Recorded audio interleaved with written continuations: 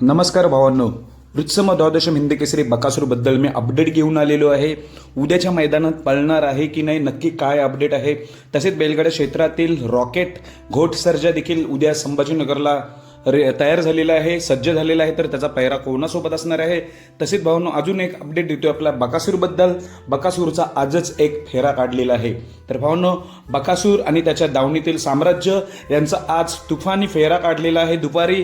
त्यामुळे मला आता अशी माहिती मिळतोय की उद्याचं नियोजन नाही झालं, त्यामुळे उद्या आपल्याला बकासूर दिसणार नाही. जर उद्या पळणार असता तर एवढ्याला बकासूर संभाजीनगरसाठी निघाला असता. कारण की मागच्या वेळी संभाजीनगरला जेव्हा मैदान होतं तेव्हा आदल्या दिवशी दुपारीच निघाले होते. अजूनपर्यंत बकासूर तिकडेच आहे. मला त्यांच्याकडून माहिती होती की रात्री सांगतो, पण आता खात्रीशीर अपडेट दिलेली आहे की उद्या आपल्याला बकासूर पळताना दिसणार नाही.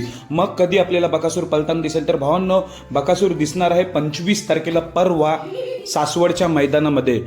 सासवडच्या मैदानामध्ये ओपनच्या मैदानात आपला बकासूर पळताना दिसणार आहे. त्यामुळे उद्या दिसणार नाही. बरेच जण चर्चा करत होते, पण त्या चर्चेला विराम म्हणून मी व्हिडिओ टाकतोय की बकासूर दिसणार नाही. खरं तर सकाळी बोलले होते की 24ला 5 लाखाच्या मैदानात पळणार नियोजन चालू आहे. तर मला वाटलं कन्फर्मच पळेल, पण नियोजन काही झालं नाही. त्यामुळे उद्या नाहीच दिसणार. 25 तारखेला दिसतोय आपला बकासूर सासवडला.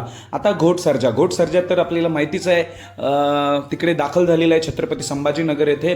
तर त्याचा पैरा कोण, तर पैरा आहे फॉर्च्युनरमध्ये 1 नंबरचा मानकरी झालेला जो सर्जा, जो लखन सोबत पळाला होता, तोच हा सर्जा. आणि बैलगाडा क्षेत्रातील रॉकेट सर्जा, घोट सर्जा, ही जोडी सर्जाची आपल्याला जोडी पालताना दिसणार आहे.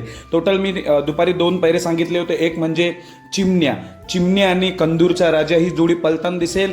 तसेच छत्रपती संभाजीनगरचा लखन आणि स्वर्गीय पंढरीशेठ फडके यांचा जो सर्जा आहे दादा सरकार, ही जोडी पलताना दिसेल. लखन सर्जा दादा सरकार यांचा, आणि चिमण्या आणि कंदूर राजा ही जोडी झाली. आणि घोट सर्जा आणि फॉर्च्युनरचा मानकरी सर्जा, अशा 3 जोड्या उद्या 100% पलताना दिसतील.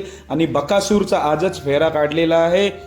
बकासूर आणि साम्राज्य, आणि बकासूर आपल्याला 25 तारखेला दिसणार आहे सासवडमध्ये. धन्यवाद भावांनो.